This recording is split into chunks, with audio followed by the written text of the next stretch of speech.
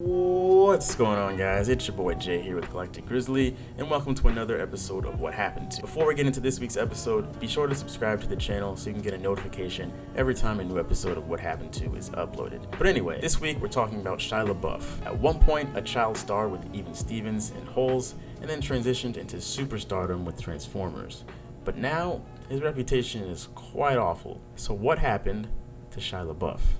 Shia Labeouf was born on June 11, 1986 in LA. At an early age, he started practicing jokes with his neighbors as a way to escape the not-so-great household he had waiting for him. When he was 10, he was already doing stand-up and used the Yellow Pages to find an agent. You see, Shia Labeouf wanted to be an actor, not for the sake of being an actor, but to make money to help his family. He ended up getting an agent and got casted for the role of Louis Stevens in the Disney show Even Stevens, which premiered in 2000 when he was just 14. Even Stevens really put Shia Labeouf on the map. The Disney Channel was a national TV network, so kids all over the country were starting to become familiar with the child actor. I remember watching Even Stevens all the time, and that was definitely my first memory of seeing Shia Labeouf. Now, the show ended in 2003, but that was the same year that Holes came out, where Shia Labeouf played Stanley, or Caveman. The movie was based off the 1998 novel Holes by Louis Carr, and this was where Shia Labeouf really started to become a star. It showed that he wasn't just another Disney Channel kid, he was actually branching out and onto the big screen. So throughout the early 2000s, Shia Labeouf continued to get more and more movie roles, like iRobot,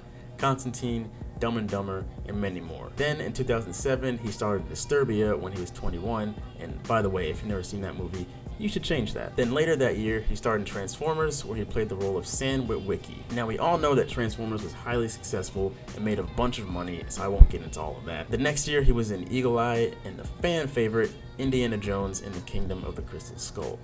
Yep. In 2009, he returned to Transformers for the sequel, Revenge of the Fallen, and we all know how well that was received. And when he was 25, he starred in his final Transformers, Dark of the Moon, which, if you never saw that movie, you should not change that. Around that same time, Shia LaBeouf started to get more heavily involved in short films and directing his own films as well. So where did he start to fall off? I mean, yeah, his last few movies were nothing to be proud of, but that's still no reason as to why he's so hated. I mean, people are in bad movies all the time, but usually aren't hated for it. Well, when he started making his own projects is when things started to head downhill. HowToCantor.com was a short film he made in 2012, and to make a long story short, he basically plagiarized the whole thing. So as you can imagine, that didn't go over very well with people in the movie industry or the general public. He fought the plagiarism accusation at first, which really is not a good look, and then eventually made an apology. But even his apology for plagiarizing was plagiarized. By the way, kids in school, that's how you do it. And at the start of 2013, he was supposed to start his Broadway career in the play Orphans,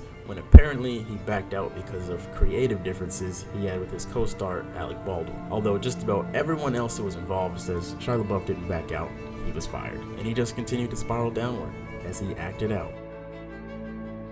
All the way down.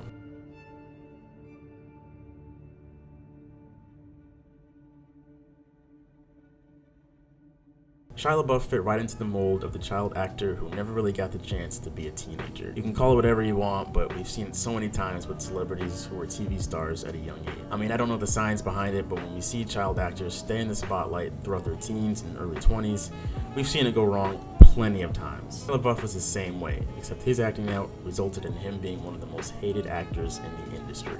So where's he at now? Well, all throughout his downhill spiral, he was still getting roles in movies, which only helped feed the hatred because he wouldn't just go away. But in 2014, he was in a star-studded cast in Fury, where he actually did a fantastic job. And this August, he's starring in The Peanut Butter Falcon, and it actually looks really, really good. And that's the thing, he's not a bad actor. I think he's actually pretty great. It's just his mishaps give him the universal reputation of an ass. But The Peanut Butter Falcon looks like it's going to be a heartwarming and great movie, so who knows? Maybe that'll be the start of people starting to accept him again. Would you? Thanks for watching this episode of What Happened To. Be sure to subscribe so you can see next week's episode where I cover Kirko Banks. Yes, he's still alive.